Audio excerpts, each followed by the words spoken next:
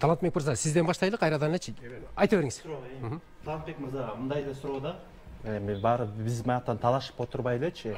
Эң эле жакшы ыкма азыр Ташкентте колдонуп атат. Бул вибромашина инерционного действия B3 деп коет, Белоруссиядан чыгат да. 9 этаж куруп бүткөндөн кийин ошол машинаны коюп туруп чайпайт да, мындай жаңы салынган үйдүчү. Ошондой чайпап текшерип, баягы уже болуп калгандан кийин ыйлап отурбай, ошондой ыкманы баштаганга даярсыңарбы?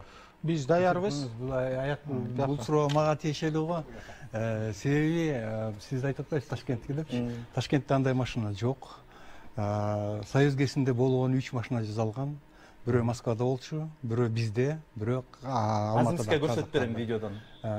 Ал видеону Казакстан менен Кыргызстан барып Ташкентте испытание кылабыз, 9 этаж үйдө.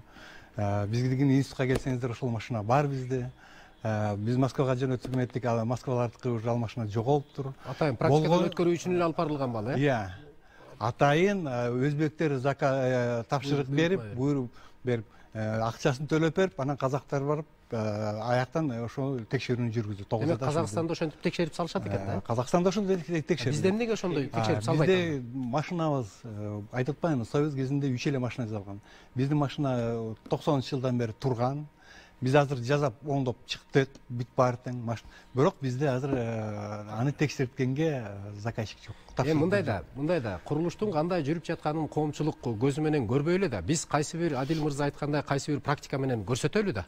Элге көрсөтөлү. Мындай текшерүүдөн сынактан өтүп атат. Мынакей деп туруп көрсөтөлү да. Биздин текшерүү органдары кандай иштеп аткандыгы жөнүндө баары бир күмөнсөнүп атпайбы биздин коомчулук?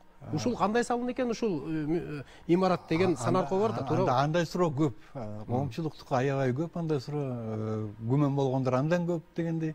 Бирок ал машинаны иштетиш үчүн акыркы этажга келгенде ошол машинаны үстүнө орнотуп, акыркы этаждын үстүнө орнотуп, анан кийин титиретсе болот.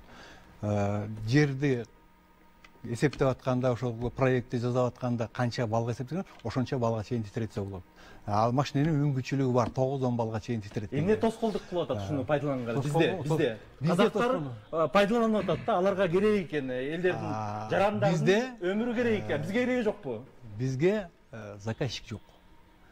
Строительный компаниялар андан коркот. Кымбат турабы? Ал процедураны жасап чыгыш үчүн биринчиден 2 миллион сомдон ашык акча керек. Ошол коюп иштетип чыгыш үчүн. Адамдардын өмүрү андан да арзанбы?